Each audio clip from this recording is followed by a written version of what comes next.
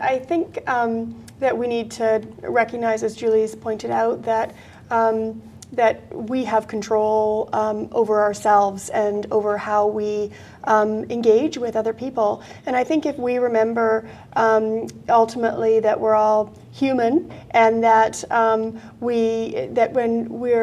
if we can think back to when we were first going to court ourselves as young lawyers, it was pretty intimidating for a lot of us as well. It's something that as you grow with your practice, you become more used to. But if we remember where we were probably pretty anxious. We were probably really concerned about getting it right. And so we can remember what those thoughts were as well. And that can help to give us some empathy about where we're dealing with self-represented litigants, especially when we know that they're dealing with something that's so crucial to them, their own being and their own selves. And so I find in my practice that attending trainings, mediation training is quite helpful, but I've attended, I think, about 4 or 5 trainings with Bill Eddy and on Bill Eddy's work in terms of just having the recognition to try to use some strategies and some skills to not only center ourselves, but to really listen to what people are saying with an empathetic ear. And so one of the things he talks about is listening with empathy, attention, and respect, and really trying to calm that emotional response from somebody so that you can work with some of those interests that are there. Mm-hmm. I think that's a really good point. That I think that what we find when we see complaints from self-represented litigants is that they feel that the lawyers have fueled the fire and taken an emotional situation, particularly in the family law context, and made it worse, as opposed to bringing everyone's emotions down and effectively dealing with the issues. And that's one of the reasons why they're complaining to us, because they do feel disrespected. Or they feel that they're being treated differently than a lawyer would be treated, and that they're not getting the same advances in the matter because the lawyer's taking advantage of the fact that they're self-represented. And that's from their perspective. But that is certainly one of the things that we see on the files. And I do have to say that family law, particularly the area of family law, is our highest area of complaints.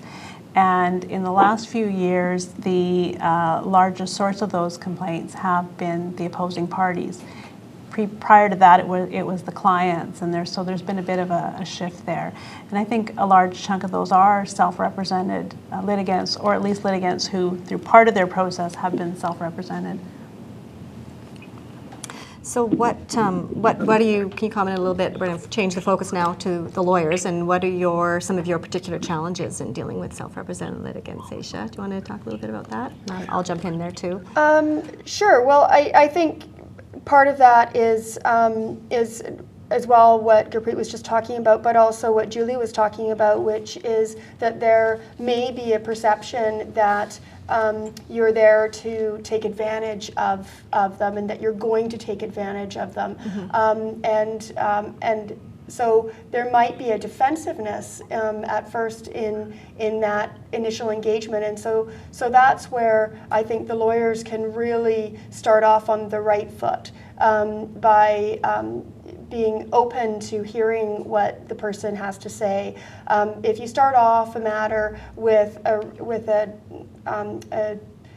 really aggressive stance, then that's going to escalate a situation pretty quickly, and especially when a person is already feeling like they're less powerful in that dynamic, or that they don't know as much, then they're going to then want to respond in kind. Mm-hmm. And so if we go into it instead with an openness and an ability to see if there's a workable solution and to really show that, then we actually have the ability to reduce that right from the outset. Mm-hmm. And sometimes it's nuanced. Like sometimes it's really just in the words that we use in our initial letters. Typically when I deal with self-represented people, I will send a letter out on behalf of my client advising them that I've been retained, and then inviting them to engage in a process. And we have duties to keep things out of court, and so I always invite people to try to respond in a mechanism out of court. So whether that be open to mediation or open to some other kind of negotiation, and so we have that ability when we're putting those letters out initially to frame it in a way that's open, and it doesn't need to be so aggressive. Mm-hmm.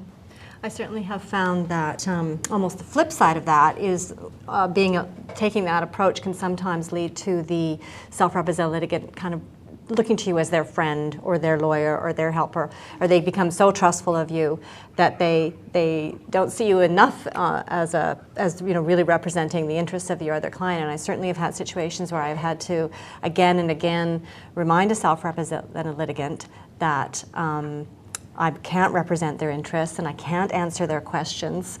And again, you're then in a situation, and we'll talk about that a little bit more, but what kind of resources can you refer them to? Again, they don't want to hear again and again, go get a lawyer, when they've made it very clear to you and to others in the process that they can't afford a lawyer.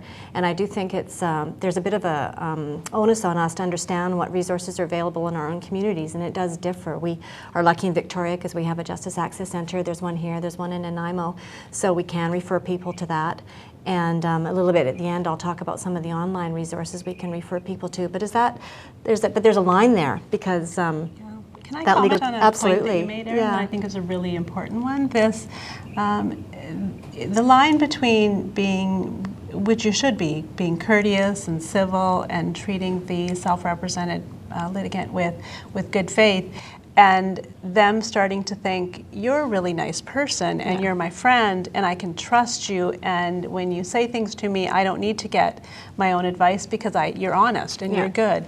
That can be a dangerous line because you do have the obligation to tell them that and you must tell them that they should be seeking independent legal advice, that you're not protecting their interests, and that you really are an advocate and representing your client, and you can't represent their interests, and being careful not to do things that might lead them to believe you are protecting their interests. It can be tricky because when things go badly, what was a relationship of civility and niceties can turn into that lawyer tricked me and won me over and made me trust them, and that can certainly lead to complaints.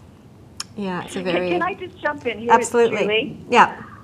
Because I think that's, all of these points are really well made. And first of all, I would just like to reflect that I spend a lot of time talking to self-represented litigants still, because people still come to the project all the time.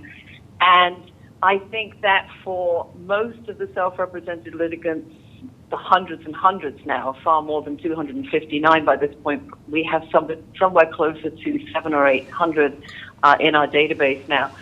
For most of those individuals, if they could have listened to the conversation that you have just had amongst yourselves over the last 10 minutes, they would feel completely differently about their experience in the justice system. So I just want to say, I think in some ways, this is, as somebody I think at the very beginning said, this is a simple matter of conveying a human respect and giving people dignity and giving people empathy.